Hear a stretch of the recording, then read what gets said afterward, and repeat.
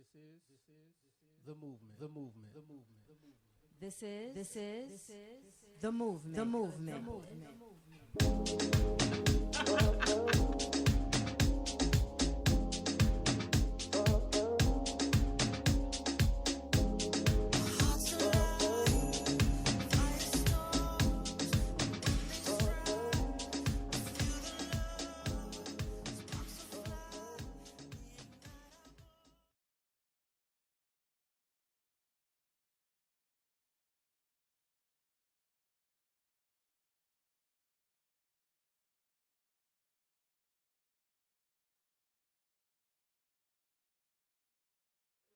Is my grandson and my new granddaughter coming.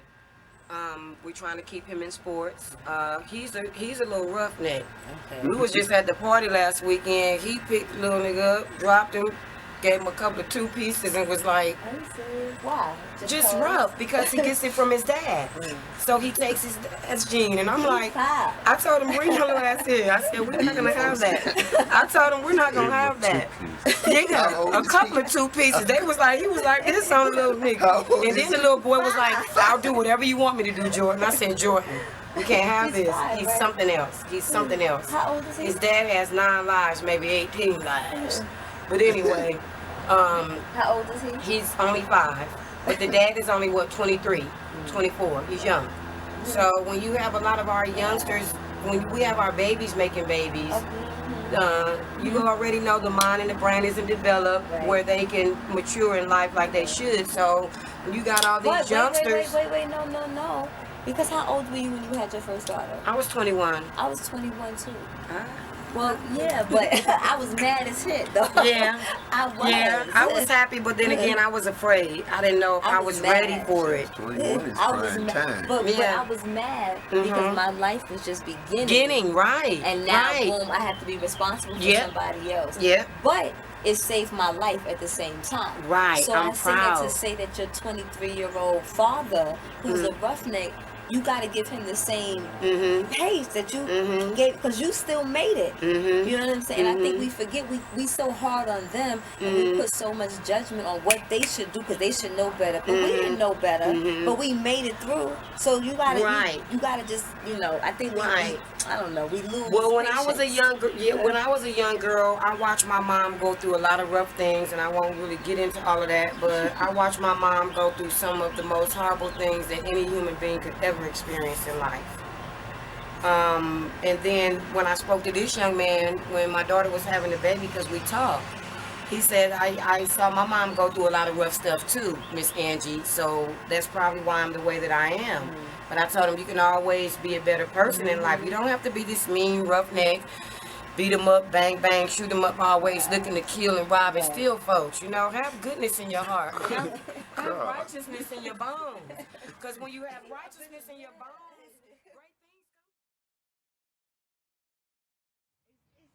things come. It's crazy though. Like me, I'm learning to be single again. So it's crazy how the different type of men you meet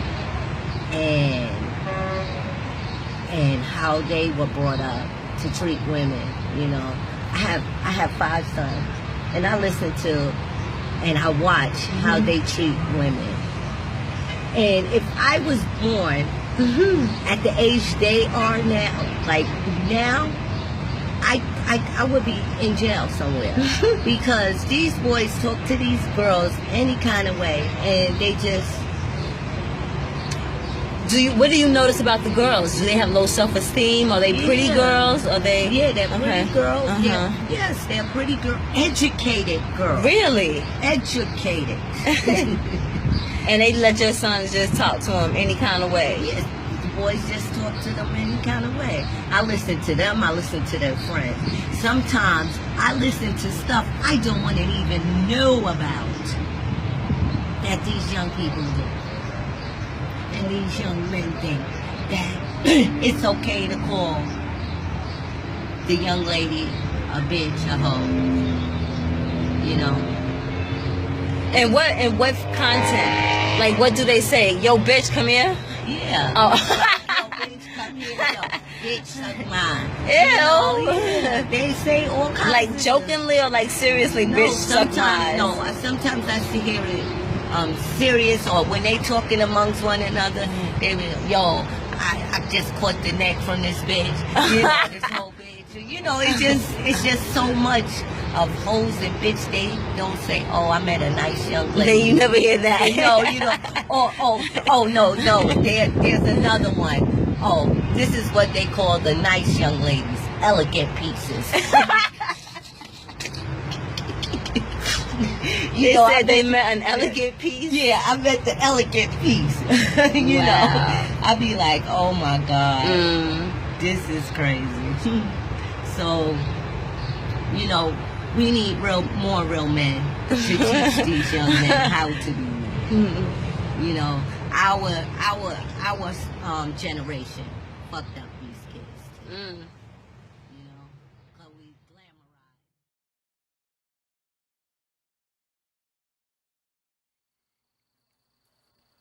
Knowing that she got somebody, you know, what's the desire to mess around with that? Or what's cool, or what's not cool? Like, why even entertain? You a fly dude, you know. I'm sure getting women is not an issue. So why even entertain the thought of somebody who got a situation?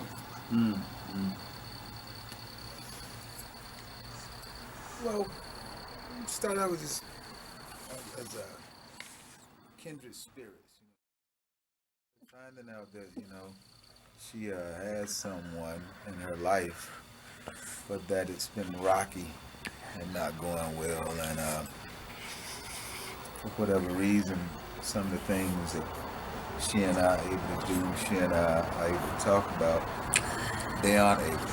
I get it. And part of her promise is it won't be like that with him always. That she has two sons who are, one's graduating from high school, one will graduate next year. So there's been some talk of her coming up this way, and we kind of connecting in a real way. I just don't know. Do you think the potential to connect on a real way is there? Because I think what happens sometimes is that it's safe to disconnect. Yeah, and I'm way cognizant of that and kind of like cool with it, because I'm not so sure that it would be the right move for me at this time, or for her. You know, I try to be more, much more empathetic. You know, much more try to see things through, the other person's eyes. Do you think that we deny ourselves, though, of truth when we don't live in it? You know, because it's almost like a settle. Like, okay, I'll accept because it's like this, because it's this way, and it's okay for what it is, but it's still, like, do you feel, is it so okay that it makes you feel complete, or is it so okay that it's alright for right now? Well, everybody likes to have, companionship, friendship, somebody who they feel special around. And right now, I guess we both get a little something from that connection. And so, just take it for what it's worth. Someone who's been divorced, who knows, what commitment entails, and how much marriage it takes for a marriage to work. For me right now, it's just kind of relaxing to, connect with really interesting folk and talk to them, and, kind of see where it goes. And right now, spending time with my friend, this particular friend, is real good. It's just. Can I tell you what that sound like to me? Yeah.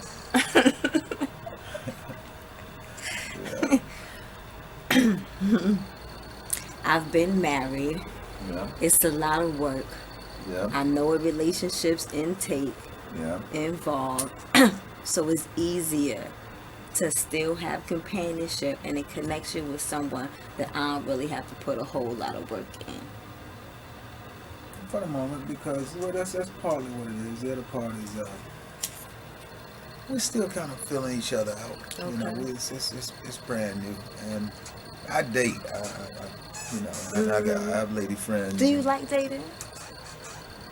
Not really. Not really. What don't you like about it?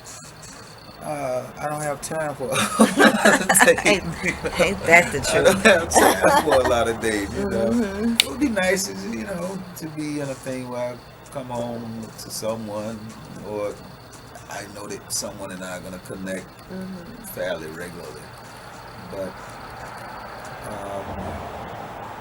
just hasn't happened yet. You know, How long were you married for?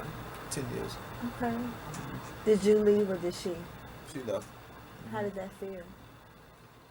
Like somebody had died in the family. It's like a death in the family.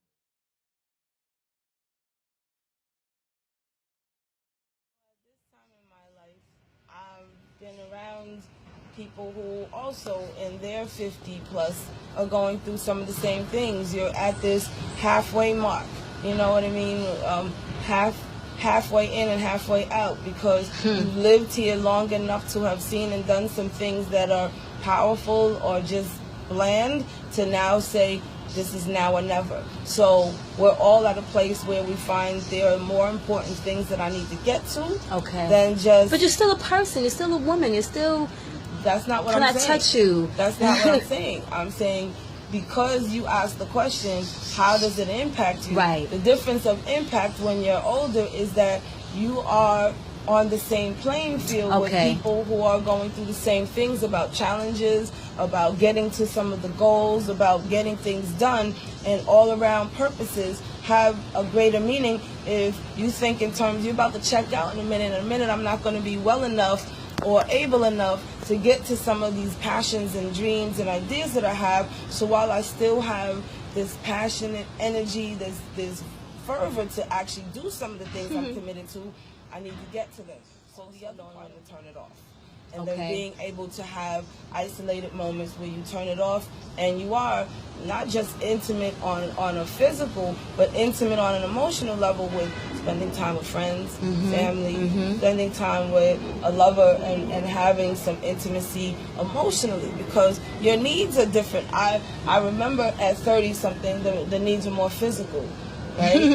not just in the bed, but just going out on a date, the emotional touching and the physical touching.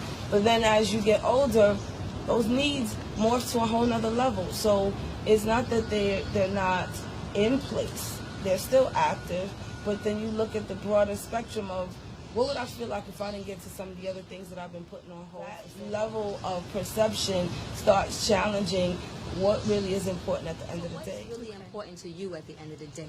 Getting some of the things that I really have been passionate about done, seeing them come to fruition while my eyes are still open, and also being fulfilled as a person from the inside. I watch the world go by sometimes through the lens of other people, whether it be the news or just being out and about, and then I always look at what's my contribution.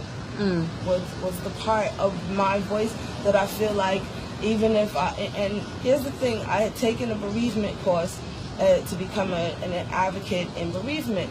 And what happened was we had to perform our own memorial service and eulogy. It's very eye-opening to perform your own funeral and to speak about your life and the past. And so having had that experience during that course, it actually made me start looking at, what do I want to leave behind? What would I want other people to say about me in my absence?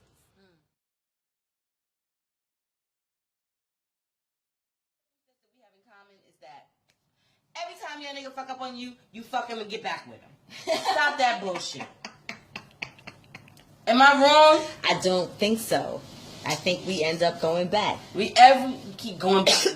So what? You want to be known as a backwards chick? Or you want to be known as a knowledgeable chick who has decided to make a decision in her life and choose what she's willing to deal with. Because you can choose what you will. You gonna deal with some shit. Niggas deal with us. Listen, let's be clear. You ain't perfect. Niggas deal with us. They deal with our bullshit. Almost perfect. Okay. I'm gonna let you have that. I'm gonna let you have that. I'm damn near perfect. All right. Shit. And you know what? As black women and Latina and all of us urban women who come from the 12 tribes of Israel, we are almost perfect. You're absolutely right. Yes. Okay. We are. And that's why they love us. Right. They love, that's true. And they love us unconditionally. What I'm talking about has to do with practicality. Oh, okay. It has to do with being in common sense. Okay. You know, if you constantly fighting with your man, but you love him, and you really women don't want to leave. They when you find that man, you like, damn, I love you. Ain't that the truth? I love you. Yes. They don't want to leave. Mm-hmm. He's not gonna leave you. It's real. Wow. He's not gonna leave you if you like, babe, who is this? Talk to me. All right, let me know. Like me. I'm not gonna fight with you about some bitch that I'm gonna still fuck you later. I'm gonna still fuck you later. Oh, I love you. So your dick is so powerful. Your dick is so powerful that I took you back, and that's all that made me take you back. Right. Is your dick. No, boom. Right. That's not what made me take you back. I love you. We love each other. Mm-hmm. And you have habits. And I'm going to figure out what I'm willing to deal with and what I'm not willing to deal with. Okay. It's that simple. Okay. But I'm bummed. I'm just saying. Because people, they... So is that... Human beings so is that like difficult. So is that wish... Is that something you wish you knew at 14? Oh, hell yeah. Nigga, you're going to get 80% of something and 20% of something else. And that 20% is going to be so dope. It's going to be so beautiful that you're like, oh, I want 20 all the time. I want it. You're not fucking going to get it. Fall back, shut the fuck up, and be real with yourself, okay? No one gets the 20%. Everybody gets the 80%. Men and women. That's a double cycle right there. Okay? Trust me. Most niggas don't want to fuck with you. They want that model ass bitch. And guess what? If they fall in love with you, no matter how beautiful somebody is, no matter how nothing that they can do will stop them from loving you if you're genuinely loving them and being compromising and accepting and beautiful to them. Because that's all they really want. Men are creatures of habit. That's what they say. And they are creatures of love. And it's a different kind of love than a woman knows. Stop being emotional. Use your head, not your heart. And it's not easy. Again, I'm going to tell you, it's not easy to do that. When you do that, when you learn to practice that, so this is a learned behavior. When you learn to practice that, then all of our natural and genuine resources as a woman, it just... Let's keep it 100. All right, so be honest with yourself. That's first and foremost. If you're not being honest with yourself, why are you okay with that? Because that is in his culture. That is his nature as a black man. It is his nature. Okay, yes. But he's entitled to that. At the end of the day, even if none of those things existed, right? And we're together, we're dating, and I find out this is another woman, I'm a bitch and moan. Motherfucker, fuck you, you ain't shit. I hate you. Right. Exactly. And then yes, Jody, yes. Where is the fucking sensibility in that? So do you think that we just settled in for the sex? Women settle for sex. So is that what you were saying? We don't be honest? Be honest with yourself.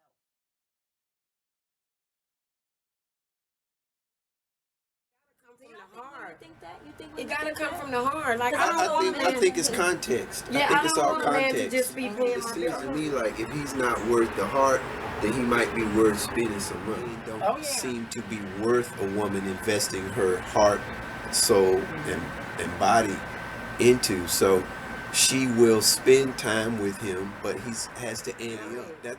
If that's the context of that particular relationship. Now, some people have relationships. The context of that relationship is I like you, you like me. Let's just hang. Let's just be together. Right. I'm not interested in nobody else. Right. I just want to focus in on you. Right. Now, Right. if a woman finds a man like that, who's sincere with that. Yeah. I think those men are kind of rare. Yeah, they are. You know, I think they're kind of rare. Mm-hmm. But I think that when a woman finds a man like that, if she herself, it goes back to that reflection of her character. If her character can reflect his character, then they can work together.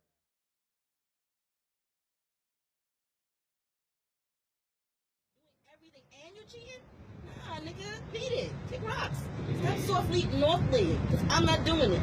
And I guess, you know, I was emotional. That was about sex, though. It really was. Sex was amazing with him. You know what I'm saying? And it used to tear me up to think about him sleeping with another woman. So that kind of would get me, you know, frustrated. But he never had to worry about it. I never jumped out on him with some chick. I never followed him no fucking where. Nothing.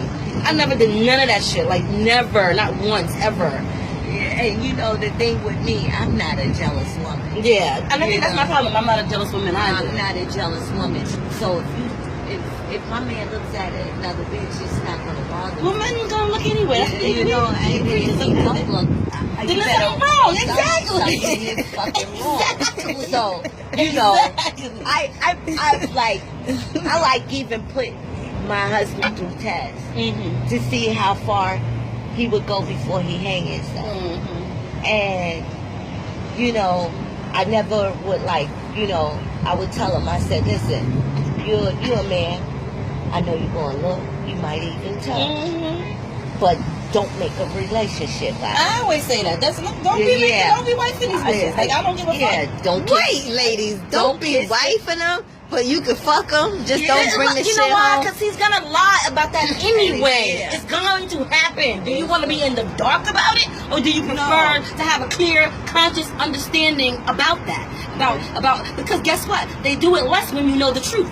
They sure do. It's not so much of a sneak around. I gotta do it, so I gotta find it. They don't do it so much when you know the truth. Yeah, they really don't. This nigga lie in my face. Hardcore lies. Big old. With a suitcase full of condoms. Right. Like in fashion. I punched that nigga in the mouth. I said, pow. Yo, my husband is the grandmaster in martial arts, right? So, and he's a big nigga. Yeah. Yo, I punched that nigga in his mouth. He stayed 4 days with a bitch, traveled to Virginia, and you know, had me going nuts. You know, and then find out the bitch get pregnant. See, that's the bullshit. That's the bullshit. The things that are devastating. You know, when you love someone and you've given them your trust, you give them your soul, you giving them you. You know, I feel like, talk to me. Tell me the truth. I want to know. I want to be able to trust you like that. Like, I want to know that I can trust to have that conversation with you. And I want to know that you're not going to take advantage of that once you know that I know the truth. That you're going to communicate with me regardless. You know what I'm saying? Yeah. That's what I believe is a true relationship. That's just me. You know, people lying and cheating and doing this behind this one back and that behind that one back. That's not a relationship. Relationships are ugly and messy, and you argue and you fight. Yeah. But you're supposed to be truthful. That's where you find communication and closeness. Yeah. If you can be truthful with each other, set your boundaries, set your life goals together. It should work.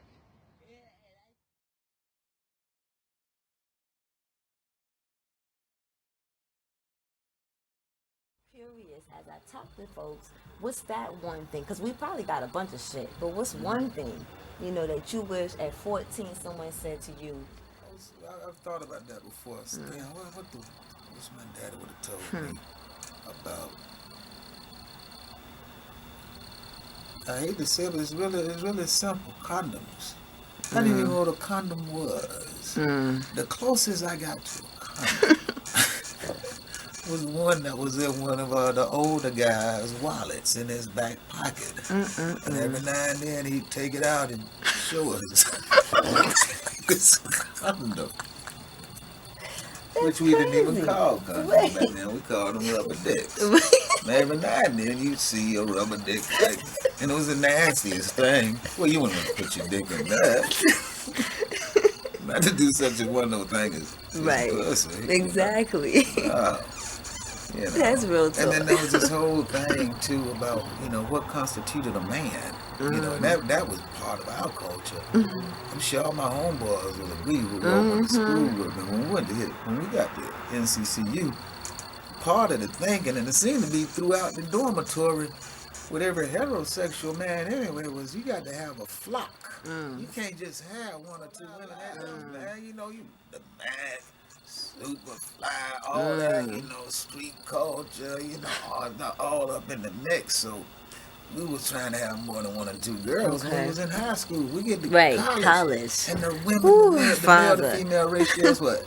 When we was at Central, it was 12 to 1. 12 women for every guy. Come on. I thought I had landed in paradise. You know what I'm saying? Good God Almighty. Man. Just thinking about it. Just thinking about it. Oh my Lord. You know what I'm saying? Come on. I see. It was so funny. Right. You know? And just something as basic as that, because now you're mental. And you see how where I'm at now with that? Yeah. My 17-year-old is about to be 18 in a couple of weeks. About to go away to college in August for the first time on your own, by yourself, with no responsibility but your own. You captain of everything. Your homeboy is captain of everything, and it's just gonna be galore of pussy. Oh yeah. I'm not worrying about you fucking up your studies. I'm not worrying about you getting on drugs. I'm not worrying about you fucking up money. I'm worrying about how are you going to handle the different types of. So my thing is like, what is your dad talking to you right now about? What are those conversations about preparing him to how he's gonna handle that? I would say condoms, and then the second thing would be just the power of punani with a woman behind it. Ooh, Lord have mercy. And how a woman is so far more advanced than a man is in terms of being in touch with, even if they don't really know, they kind of know certain things. They know they love you. They know if you fucked up, it's not going to go well, right? And if it do go well, that just means she love you and she crazy. This is the movement. The movement. The movement. The movement. This is the movement. The movement. The movement.